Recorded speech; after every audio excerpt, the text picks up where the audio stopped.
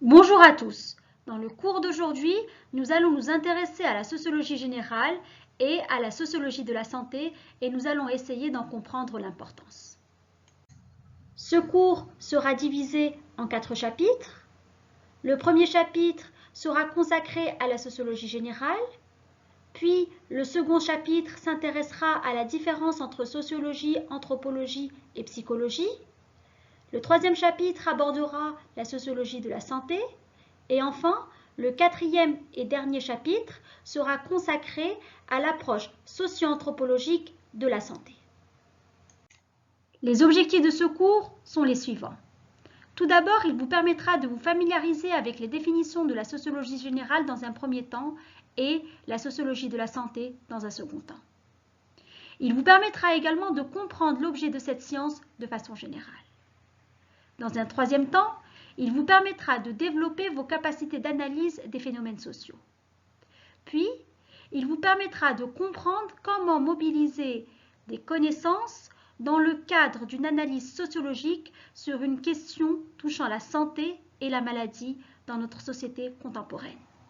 Enfin, il vous permettra de comprendre comment reconnaître les principaux enjeux sociaux et politiques relatifs à la santé et à la maladie, que ce soit à travers l'expérience de la maladie, l'organisation du système de santé, le travail des professions de santé et les politiques de santé publique. Avant d'entrer dans le vif du sujet, nous allons revenir sur les sciences humaines et sociales et nous allons essayer de voir quelles sont les différences qui existent entre sciences naturelles et sciences humaines et sociales. Si nous procédons à une brève comparaison entre sciences naturelles et sciences humaines et sociales, on peut donc dire que dans les sciences naturelles, la réalité est objective, alors qu'elle est temporelle dans les sciences humaines et sociales. Dans les sciences naturelles, nous procédons à l'élimination de la personnalité, alors que l'intuition a une grande importance dans les sciences humaines et sociales. Dans les sciences naturelles, nous procédons à l'abstraction et la généralisation, alors que c'est le concret et le vécu qui sont importants dans les sciences humaines et sociales. Les résultats dans les sciences naturelles sont fondés sur des faits, alors qu'ils sont fondés sur des événements dans les sciences humaines et sociales. Dans les sciences naturelles, nous procédons à des expérimentations qui sont renouvelables, alors que dans les sciences humaines et sociales, ces expérimentations sont difficiles et difficilement renouvelables, voire quasi impossibles. Dans les sciences naturelles, les résultats sont expliqués par des causes, alors que dans les sciences humaines et sociales, les causalités sont indéfinies et ont un rapport avec le contexte. Dans les sciences naturelles, nous avons une indépendance, une spécialisation des recherches, alors que dans les sciences humaines et sociales, l'interdépendance des recherches existe entre les disciplines. Pour commencer, nous savons tous que les questions de la maladie et de la santé sont parmi les plus vives aujourd'hui. En effet, elles se posent au croisement des préoccupations individuelles et d'un débat public qui, outre une remontée assez faible des points de vue exprimés par les clients du système de santé, ne tend que trop à s'enclore dans des cadres soit biologiques et techniques, soit politiques et gestionnaires. Ainsi, l'importance culturelle, sociale, économique et politique prise dans tous les pays par les questions de prévention et de préservation de la santé, de traitement de prise en charge des maladies chroniques et dégénératives, ainsi que par le fonctionnement, l'efficacité, le coût et la gestion des institutions de santé, explique qu'un important domaine de recherche sociologique se soit développé pour traiter ces questions. Après cette brève introduction, intéressons-nous dans ce premier chapitre à la sociologie générale. Commençons tout d'abord par définir la sociologie. Selon Auguste Comte, qui est le père fondateur de la sociologie est l'étude positive de l'ensemble des lois fondamentales propres aux phénomènes sociaux. Autrement dit, la sociologie est l'étude scientifique de l'organisation des sociétés humaines. La sociologie se présente dès ses débuts au XIXe siècle comme étant une science. Cette assertion ou affirmation est intéressante à 2 points. Le premier point est son degré de scientificité et le second, son rapport aux autres sciences. D'après ces définitions, On comprend donc que la sociologie étudie la société. La sociologie est donc l'étude de la société, de l'être humain dans son milieu social. Qu'est-ce que la société? La société, c'est tout simplement une association organisée d'individus et ces individus sont régis par des règles, des lois, des habitudes, etc. La sociologie est également l'étude des faits sociaux. Si vous vous rappelez, on avait défini les faits sociaux comme étant des activités présentes dans les sociétés et qui engendrent une organisation humaine autour de celle-ci. Autrement dit, il s'agit de toute manière d'agir, de penser, de sentir, qui existent en dehors des consciences individuelles et qui exercent une contrainte sur l'individu. La sociologie est donc la connaissance des faits sociaux. Et social, ce qui est imposé de l'extérieur à l'individu, il peut s'agir de la manière de s'habiller, des lois, des interdits, des habitudes qui sont imposées par la société à l'individu, etc. Ce qu'il faut retenir, c'est que la sociologie s'intéresse au dysfonctionnement et que la sociologie n'est ni du journalisme, ni de l'histoire, ni de la philosophie, ni de la politique. On peut donc nous demander quel est le rôle du sociologue. Le sociologue fait un travail d'étude en essayant de cacher ses idées politiques et ne donne pas de solution aux problèmes, mais il les interprète.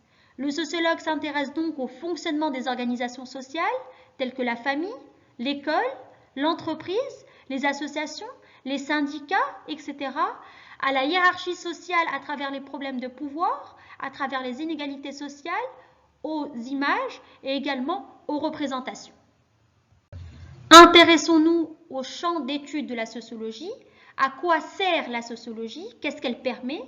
Elle permet d'analyser les représentations du monde social et également de repérer comment les événements et les individus ou groupes d'individus se situent dans le monde social. En effet, dans chaque situation sociale, le comportement de l'individu est différent. Il y a donc une multiplicité des rôles, comme notamment lorsqu'il évolue dans le système de santé. La sociologie s'intéresse et étudie donc la mise en jeu du milieu et l'apprentissage du monde social s'exerce au travers de toute une série d'expériences. C'est ce qu'on appelle la socialisation. Intéressons-nous à cette notion de socialisation qui est une notion fondamentale en sociologie. Elle peut être définie comme étant une intériorisation des normes et des références qui permettent de devenir membre d'un groupe social, de se percevoir comme tel et d'agir de façon appropriée dans ce groupe. On peut également définir la socialisation comme étant un ensemble de processus par lequel l'individu apprend des manières de faire, d'agir, de penser, de sentir, c'est-à-dire la culture. Il existe deux types de socialisation, la socialisation primaire et la socialisation secondaire. La socialisation primaire est la première socialisation que l'individu subit dans son enfance et grâce à laquelle il va devenir un membre de la société. L'enfant va donc apprendre l'existence des différents rôles, intégrer les attitudes et les principes généraux auxquels il va devoir se conformer. La socialisation secondaire se déroule, elle, tout au long de la vie et elle va permettre à l'individu d'intérioriser de nouveaux rôles qui vont lui permettre plus ou moins de changer son identité. Elle se déroule lorsqu'un individu fait des études, exerce une profession, fonde une famille, etc. L'analyse sociologique se scinde en 3 niveaux horizontaux. Ces niveaux sont conçus comme étant des unités d'observation. Les 3 niveaux de lecture ou d'interprétation du sociologue sont donc les suivants. Tout d'abord, nous avons le niveau interpersonnel ou appelé microsociologique. Le second niveau concerne le niveau groupal ou mésosociologique. Et enfin, le troisième et dernier niveau concerne le niveau sociétal ou encore appelé macrosociologique. La démarche de recherche en sociologie comprend 7 étapes. Nous avons la question de départ, l'exploration, la problématique, la construction d'un modèle d'analyse, l'observation, l'analyse des informations et les conclusions. Le caractère scientifique de la sociologie, comme de sa méthode, est mis à mal. En effet, la réalité sociale est complexe, elle est multidimensionnelle, elle est traversée de contradictions. De nos jours, La sociologie s'est spécialisée en autant de sociologie qu'il existe de domaines où cette science trouve son objet, c'est-à-dire dans la société. Les terrains de recherche de la sociologie sont nombreux et variés. Cette science s'intéresse notamment à la famille, à la culture, aux religions, aux croyances, à l'éducation, aux médias, au travail, aux professions, à l'entreprise, à la santé, la maladie, la médecine, aux soins, à la pharmacie et aux médicaments, et encore la liste est longue. Après nous être intéressés de façon générale à la sociologie, faisons maintenant un focus sur la différence entre sociologie, anthropologie et psychologie. Commençons tout d'abord par définir ces trois disciplines.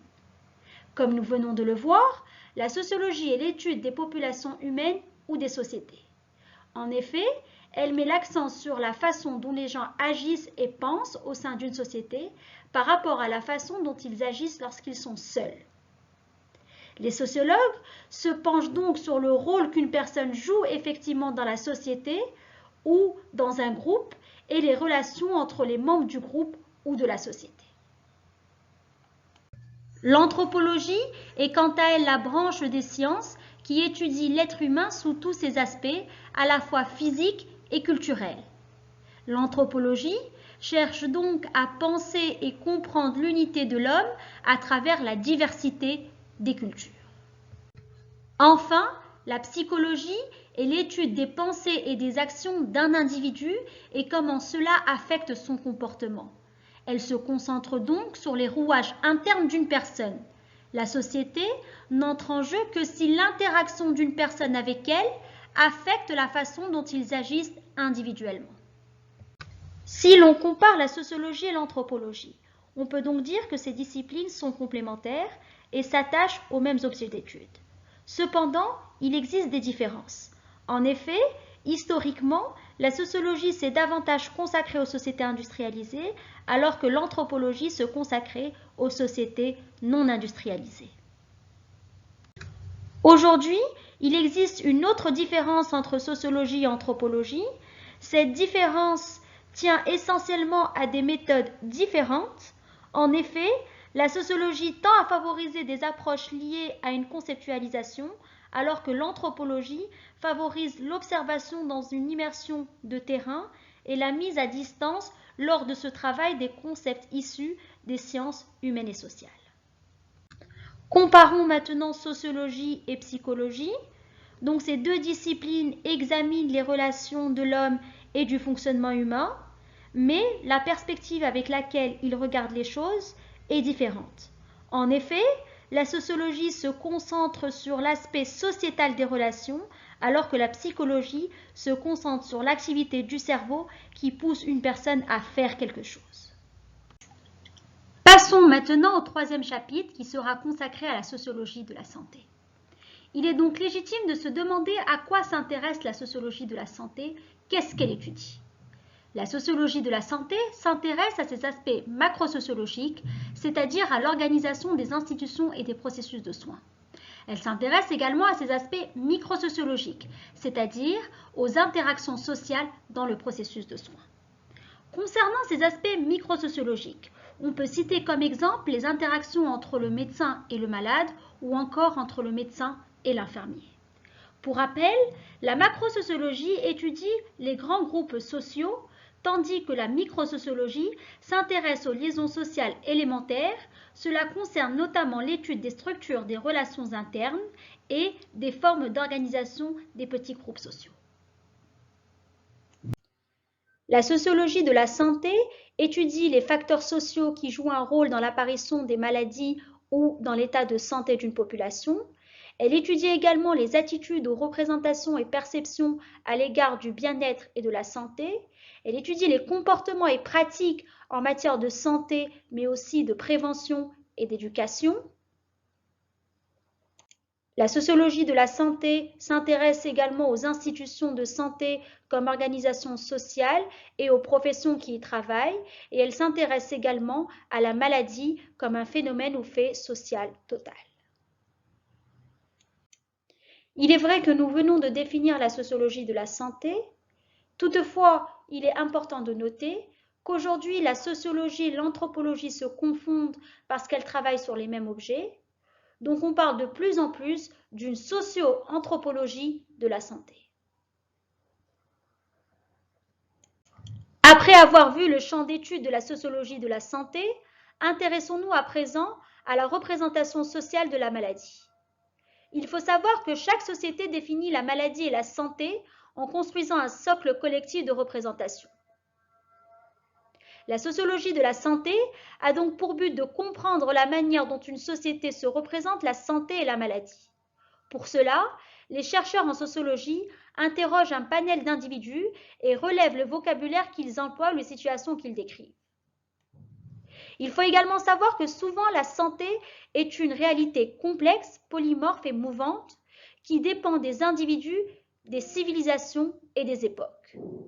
Ainsi, chaque individu se construit un style de vie en fonction des normes sociales, mais aussi des formes de socialisation qu'il a pu vivre.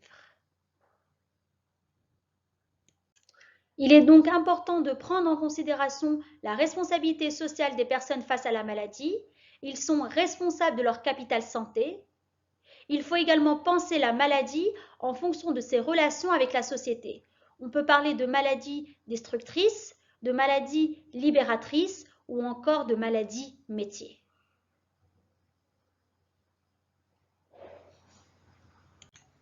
Le quatrième et dernier chapitre de ce cours sera consacré à l'approche socio-anthropologique de la santé. Rappelons brièvement quelques définitions de la santé. Selon l'OMS, la santé est un état de bien-être complet physique, mental et social et ne consiste pas seulement en une absence de maladie ou d'infirmité. Selon Monnier, Deschamps et Fabry, la santé est l'équilibre et l'harmonie de toutes les possibilités de la personne humaine, biologique, psychologique et sociale. Cet équilibre exige d'une part la satisfaction des besoins fondamentaux de l'homme qui sont qualitativement les mêmes pour tous les êtres humains, besoins affectifs, nutritionnels, sanitaires, sociaux, etc. D'autre part, une adaptation sans cesse remise en cause de l'homme à une perpétuelle mutation. Ces nouvelles dimensions du concept de santé ont deux conséquences.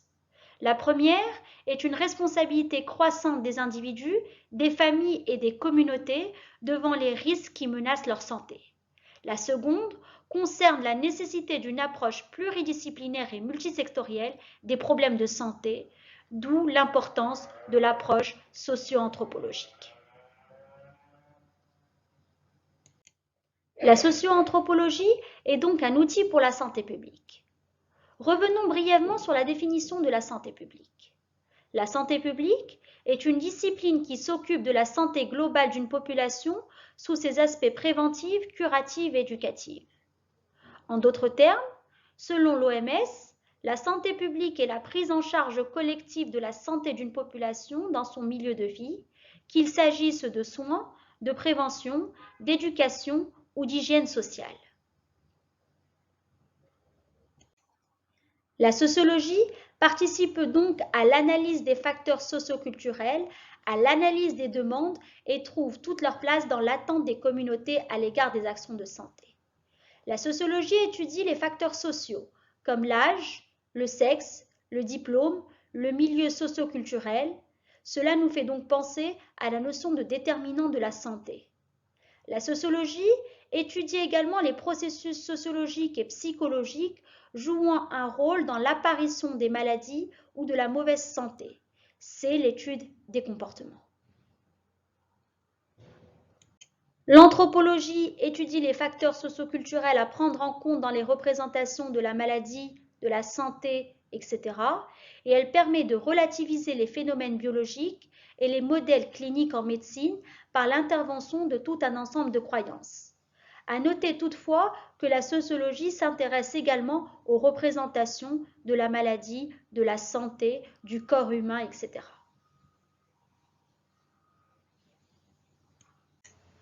Pour conclure, on peut donc se demander comment améliorer la santé des populations.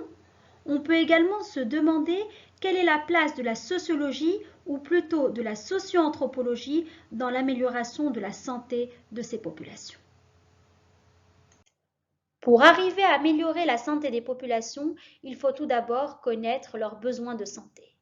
Il existe 3 types de besoins, à savoir les besoins latents, les besoins ressentis et les besoins exprimés. Les besoins latents ne sont perçus ni par la population ni par le personnel de santé.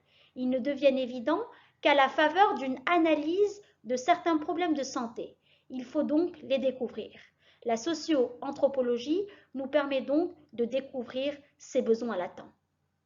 Les besoins ressentis, ils sont reconnus par les individus, par la communauté et ou les professionnels de santé. Ils dépendent du milieu socioculturel, des traditions, des croyances, des représentations de la santé, etc. Ils ne sont pas forcément explicitement exprimés. La socio-anthropologie nous permet donc d'analyser ces différents facteurs, à savoir le milieu socioculturel, les traditions, les croyances, les représentations, afin de bien cerner ces besoins ressentis. Enfin, les besoins exprimés, ils correspondent pratiquement aux demandes, et donc nous avons vu que la sociologie nous permet d'analyser les demandes en santé de la population. Enfin, pour terminer, nous pouvons dire qu'une ouverture aux sciences humaines et sociales, et notamment à la sociologie, va vous permettre à vous, en tant que futur médecin, de mieux appréhender l'environnement dans lequel vous allez évoluer. En effet, la connaissance de l'environnement et celui des patients est indispensable à la mise en place d'une relation adéquate entre médecin et patient. Je vous remercie de votre attention.